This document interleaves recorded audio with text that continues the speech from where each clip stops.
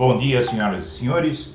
Hoje é 28 de agosto de 2020, são 8 horas da manhã. Bolsonaro dá sinal verde para concurso da Polícia Federal e abre nova frente de atrito com Guedes. Também na Folha, PSOL manda ofício pedindo providências sobre a omissão do governo no combate a abuso de crianças. A exclusão das informações e denúncias feitas ao Disque 100 foi revelada pelo jornal na última segunda. Com a aprovação dos bancos, o Senado aprova projeto que altera ISS e retira a Receita de São Paulo. O texto cria central para receber todo o ISS e dividir entre os mais de 5 mil municípios, retirando a responsabilidade do setor privado. E na contramão do ajuste de Guedes, Bolsonaro abriu mão de 270 milhões da indústria de refrigerantes. A medida aprovada pelo presidente em fevereiro começou a valer em junho e vai até novembro. Ainda na Folha, Maia quer votar projeto que cria nova unidade do Ministério Público em Minas Gerais. A nova unidade da Procuradoria Regional Federal em Minas Gerais iria atuar no novo tribunal criado por iniciativa da bancada mineira. E ativistas lançam campanha para convencer o eleitor a priorizar candidaturas femininas nas eleições municipais. As ativistas Thaís Chaves e Fernanda Gomes lançaram a campanha Em 2020 eu voto em mulher. Mudança de comando no STJ pode favorecer interesses de Flávio Bolsonaro. Humberto Martins agrada o governo, elogiado pelo presidente Noronha, e vai para a turma que julga ações penais como a do filho de Jair Bolsonaro. Gilmar Mendes suspende a ação da Lava Jato contra a Serra e determina acesso de tudo à defesa do Tucano.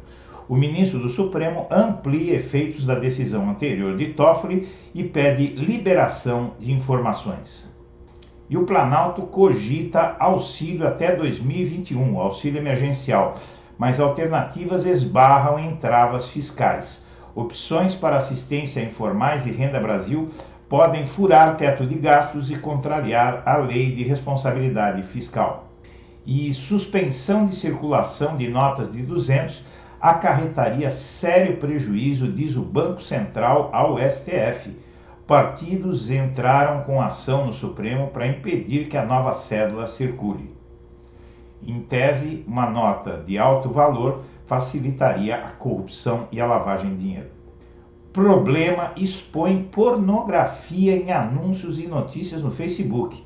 Apenas alguns usuários visualizaram as imagens de nudez. A empresa, o Facebook, diz que trabalha para removê-la. Efeitos colaterais da vacina chinesa só foram sentidos por 3% de voluntários brasileiros. As poucas pessoas que relataram algum tipo de efeito sentiram apenas dor no local da picada. E Bolsonaro não se encontrou nenhuma vez durante a pandemia com o secretário de Políticas de Saúde para Indígenas. Secretário Robson Santos da Silva afirma que o encontro não ocorreu por falta de agenda. Choque de Bolsonaro e Guedes não são comparáveis a embates com Moro e Mandetta, diz auxiliar do presidente. E o DCE da USP reúne mais de 300 assinaturas contra projeto que retira verba de universidades. A carta é endereçada ao governador de São Paulo, João Dória. E sem quórum para votações, a Assembleia Legislativa de São Paulo planeja retomar home office para votar pacotes de Dória. E uma juíza manda o governo Dória adotar medidas contra a Covid-19 em presídios de São Paulo. A magistrada cobra que a gestão estadual garanta o abastecimento de remédios, fornecimento de alimentação e realização de campanhas informativas de prevenção ao novo coronavírus nas unidades prisionais. A Secretaria de Administração Penitenciária diz que já cumpre com todas as medidas citadas na ação. Então tá. E a bomba do dia. Vai ferver o Rio de Janeiro hoje, talvez o Brasil. O Superior Tribunal de Justiça, o STJ, afastou o governador Wilson Witzel do governo do Rio por suspeitas de participar em esquema de corrupção na saúde. Ex-juiz é acusado de envolvimento de se beneficiar ao lado da mulher em desvios durante a pandemia. Presidente nacional do PSC, pastor Everaldo Pereira, foi preso. E relatório da COAF aponta que o ACEF trouxe 2 milhões de dólares do exterior. Recursos foram enviados em 2016 para contas pessoais do advogado que começou a atuar na defesa da família Bolsonaro em 2018. Ele nega movimentações atípicas. E Bolsonaro é pressionado por parlamentares aliados para criar mais cargos comissionados no governo. Aliados prevêem que aumento desse tipo de gasto só será aceito pelo governo após o fim da pandemia do coronavírus. E o pastor Everaldo, um velho fisiológico, dono da SEDAI, encrencado na delação da Odebrecht. O pastor Everaldo, preso hoje na operação que afastou Wilson Witzel do cargo de governador do Rio, é um velho conhecido de esquemas fisiológicos no estado. Pazuello, ministro interino da Saúde, age para barrar projeto que libera plantio de maconha com fins medicinais. E a Anvisa produz uma nota técnica em defesa da política. Na Veja, Aras e o destino da força-tarefa da Lava Jato no Paraná. O chefe da Procuradoria-Geral da República tem deixado muito claro a interlocutores seu pensamento sobre o trabalho da equipe de Deltan. E não é nada favorável, acrescentamos nós. E na Alemanha, um show vai analisar como o coronavírus se espalha em grandes eventos. O experimento teve uma plateia de cerca de 2.000 pessoas e diversos cenários. No Correio Brasiliense, processo de fritura de Paulo Guedes aumenta e mal-estar continua na esplanada. Aumento de verba destinada a obras públicas para 6,5 bi e cancelamento da agenda entre Bolsonaro e ministro que trataria do Renda Brasil mostram que o mal-estar piorou. E o Procurador-Geral da República, Augusto Aras, estuda alternativas para a Lava Jato. O cenário mais provável é a adoção de um modelo de transição para não paralisar as investigações após ele limar a Lava Jato. E ruralistas querem plantio de maconha com fins medicinais. Tramita na Câmara proposta para liberar o cultivo para fins medicinais.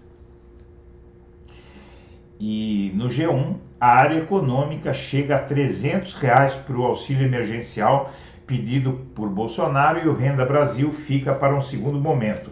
Só que não há dinheiro para pagar mais 3 meses ou 4 meses de auxílio emergencial.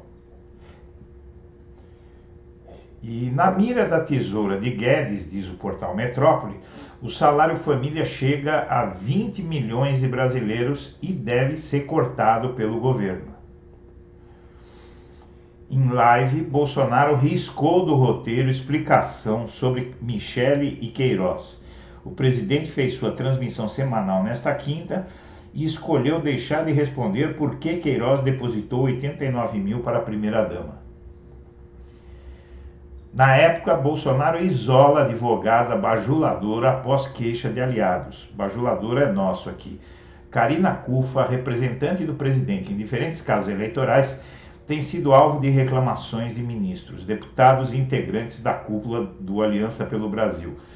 É bom que as pessoas que forem trabalhar com o Bolsonaro se inspirem no exemplo dessa senhora, Karina Cufa, advogada eleitoral de Bolsonaro, e da Regina Duarte. Não houve bajulação que as protegesse da demissão na hora que o Bolsonaro não precisava mais delas. E por fim, a ONU critica Bolsonaro e alerta líderes. Tomem cuidado com o que dizem, ou seja, a ONU usa o Bolsonaro como mau exemplo. E isso é perfeitamente lógico. Pessoal, nós agradecemos a atenção e no meio-dia desta sexta-feira, 28 de agosto, teremos a transmissão ao vivo do Blog da Cidadania.